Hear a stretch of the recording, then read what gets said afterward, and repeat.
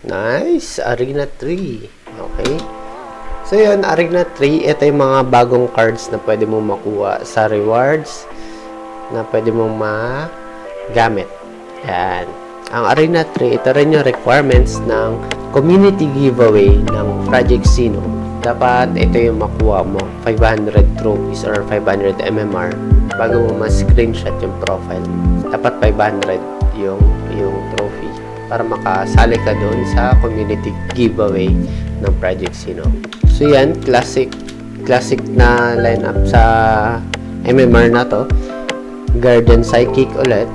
Guardian Psychic, tapos yung Psychic magsusama ng Meteor dito sa likuran niya or doon sa likod na Breaker. Dapat dito sa likod ng Psychic para mas safe yung kanyang Meteor. So yun, doon niya sa likod ng Breaker nilagay. Mali yun, dapat dito niya nilagay sa likod ng Psychic. Kasi mas safe dito eh. Hindi ko siya ma-atake kung nasa likod ng Psychic. So yan, ang mali ko kasi dito, dahil puro Guardian Psychic nga, tapos palagi may Meteor yung kalaban, dapat ang ginagamit ko is Breaker. Kasi yung Breaker, malakas ang damage. Ang damage nila sa summon creature. So yan. Katulad nito, yun o. Yung Breaker, ang tinira niya ito, yung may summon creature. So, pagka tinamaan ng Breaker is summon creature, palaging critical yung damage. So, kung ako, instead na Samurai or instead na Ninja yung ginamit ko, dapat pinalitan ko ng Breaker para malakas yung damage sa summon creature like itong Meteor. So, madali ko mapapatay yung Meteor. So, yun. Hindi ko kaagad pinalitan ng character yung isa ko dito. So, yan. Kaya nahihirapan ako talunin yung kalaban. Ito, naswertehan lang dahil nilagay niya dito sa likod ng Breaker. Pero kung nandito yan sa likod ng Psychic, hindi ko yun mapapatay. So, talo na naman agad. Sobrang lakas kasi ng damage ng Meteor. So, yun, nag-summon din siya ulit. Ayun, natamaan ko dahil nandun sa likod ng Breaker. So, ito, dapat dito niya talaga nilagay yung Meteor. So, yan. Hindi siya matatamaan ngayon. Dahil nasa likod siya. Nasa pinakalikod. May hirapan akong patamaan niya. So, yan, baliktad ulit yung ginawa ko. Dapat yung muna. Predator Alpha. So, ito, may special na ako. Pwede ko nang gamitin yan. Ito, lightning din. Yun, sakit. So, yan. May special ako. Dapat yung ginagamit ko. Dapat ginamit ko na yung special dito. So, hindi ko pa siya ginamit. So, mali yun. Dapat yung special muna. So, sayang kasi yung damage ng special. Hindi ko tinitingnan.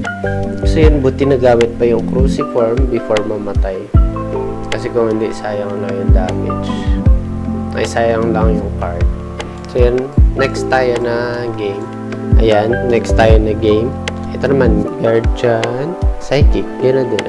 Guardian Psychic. So, yan, may Breaker na ako dito. Dahil natuto na ako. So, yun. Pinatamaan ko yung Cruciform. Dahil pa-cross yung tira ng Cruciform, tatamaan yung tatlo niya. Samurai, Guardian, tsaka Psychic. Tatamaan. So, may damage sa tatlo.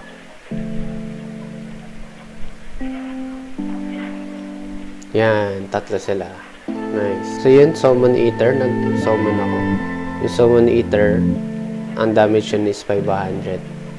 Yun, nag-summon siya Meteor. Okay. Nasabayan ko siya ng summon. So, na-counter ko yun. Yung kanyang Meteor. Yun yung kagandahan ng Breaker. Dapat siguro, tinira ko nito. Para papatay na ng Breaker. Ay, ng Summon Eater yung kanyang Meteor. Din ako nag-meditation muna. Nice. Ayun, namatay na pala. Ito na. Bang. One hit lang na Summon Eater yung Meteor. Previously, nahirapan na akong patayin yung Meteor niya. Pero dahil may Summon Eater ako, madali ko na papatay yung Meteor. So, ang pattern ng Inferno is pa-horizontal. Ito, tatamaan niya itong sa pinakalikod. Nice. Grabe. Lakas. Berserk. Ayan. Tama. So, nag-summon ulit siya ng Summon Eater. Ay, nag-summon ulit siya ng Meteor. So, pwede kong gamitin to Summon Eater para mapatay siya. Pwede kong patayin yung Meteor, do pwede ko namang i-direct na lang agad na patayin yung kanyang Guardian. Yan. So, panalo na yan. Another World, may lason yan. Initial 36, tapos may 20 na lason. Yan. So, 106 plus 20. So, 126 yung damage. Nice. 80 plus 20. So, 100. So, ganun. Malakas yung lason. Ayan. Plus 44. So, that's it for this video. Ang MMR natin dyan is 892. So, yan. Mababa pa yung MMR natin. And then, ayun.